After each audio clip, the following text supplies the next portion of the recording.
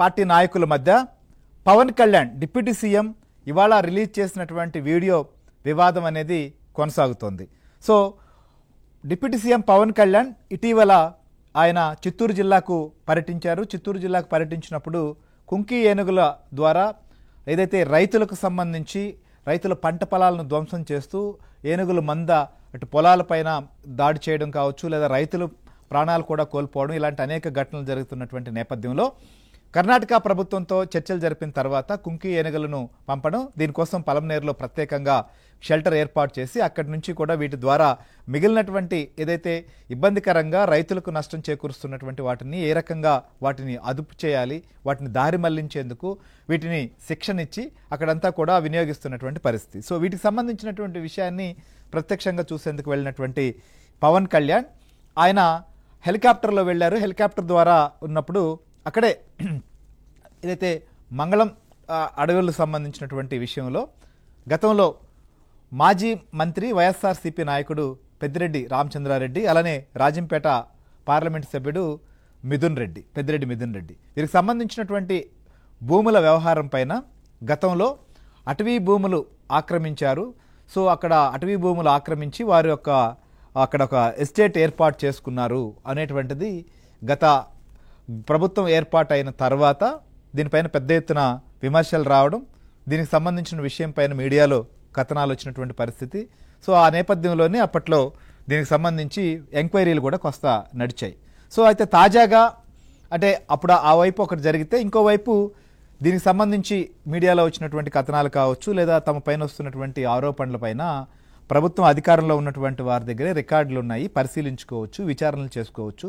So మా పైన తప్పుడు కథనాలు రాస్తున్నారు అని చెప్పి మిథున్ రెడ్డి మేము కోర్టుకు కూడా లీగల్గా ప్రొసీడ్ అవుతున్నాం అని చెప్పి ఆయన లీగల్గా వెళ్ళడం, అది కోర్టుల్లో ప్రస్తుతం దీనికి సంబంధించినటువంటి కేసులు కూడా నడుస్తున్నటువంటి పరిస్థితి ఉంది నాకు తెలిసినంత వరకు.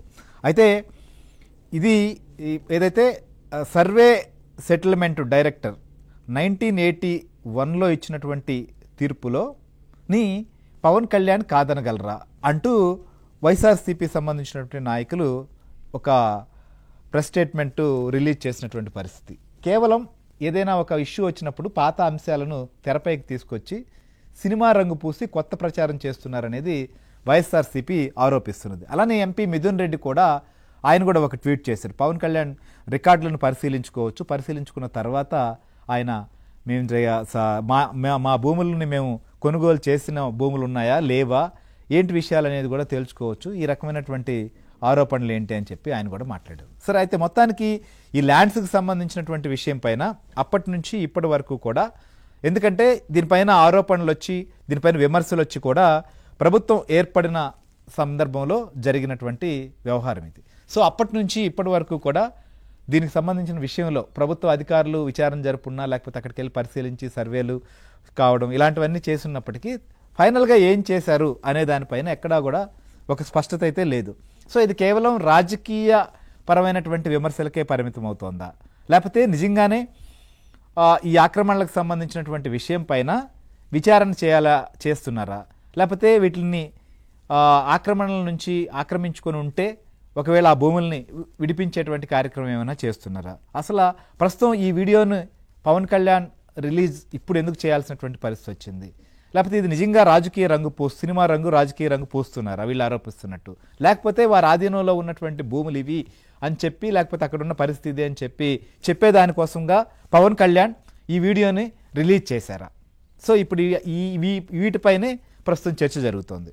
సో మనతో పాటు దీనికి సంబంధించినటువంటి అంశం పైన డిస్కస్ చేసేందుకు మా చిత్తూరు ప్రతినిధి మనోహర్ రెడ్డి మనతో పాటు లైవ్లో ఉన్నారు. ఇక దేవర్ మనోహర్ గారు జనసేన పార్టీకి సంబంధించినటువంటి నాయకులు కూడా వారిది చిత్తూరు జిల్లా చంద్రగిరి నియోజకవర్గం సంబంధించి వారు కూడా మనతో పాటు జాయిన్ అయ్యారు. మనోహర్ గారు మీ దగ్గర